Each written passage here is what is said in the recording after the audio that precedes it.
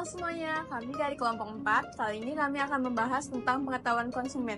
Yuk simak videonya. Oke, jadi apa sih pengetahuan konsumen itu? Nah, jadi gue akan jelasin ya. Pengetahuan konsumen itu adalah semua informasi yang dimiliki konsumen.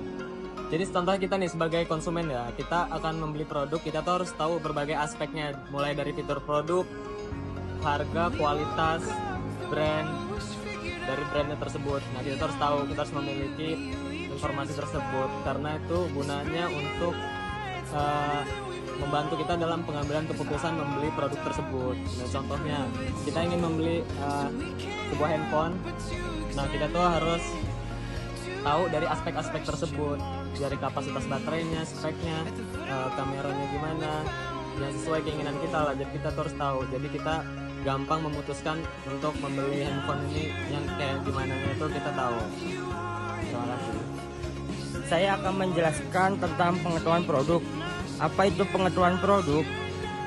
Kumpulan berbagai macam informasi mengenai produk meliputi kategori produk, merek, terminologi produk, atribut atau fitur produk, harga produk, dan kepercayaan mengenai produk.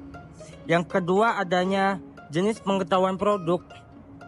Yang pertama, menurut para ahli psikologi kognitif, 1. Pengetahuan deklaratif, 2. Pengetahuan prosedur, dan adanya tingkat pengetahuan produk. Pengetahuan ini meliputi kelas produk, produk kelas, bentuk produk, produk from, merek, brand, dan model fitur.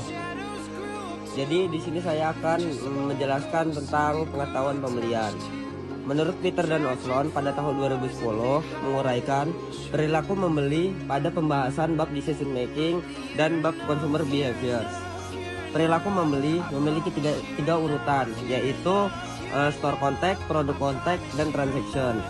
Store contact adalah kegiatan mencari outlet, pergi ke outlet, dan masuk ke outlet tersebut. Lalu ada produk contact. Produk contact adalah konsumen akan mencari lokasi produk, mengambil produk tersebut, dan membawa produk tersebut ke kasir. Dan yang terakhir ada transaction.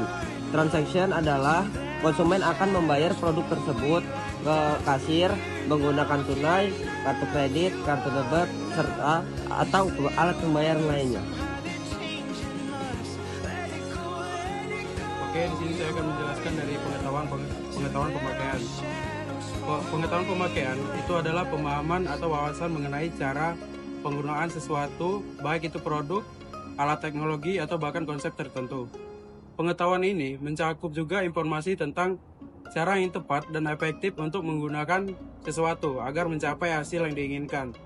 Pengetahuan pemakaian ini juga bisa mencakup aspek keamanan, efisiensi, dan dampak dari penggunaan tersebut. Sekian dari pengetahuan pemakaian. Oke, sekarang kesimpulan. Jadi kesimpulannya adalah pengetahuan konsumen adalah informasi yang dimiliki konsumen mengenai berbagai produk dan jasa yang berperan penting dalam proses pengambilan keputusan. Pemasar perlu memahami pengetahuan konsumen karena keputusan mengenai apa, di mana, dan kapan membeli sangat dipengaruhi oleh tingkat pengetahuan ini.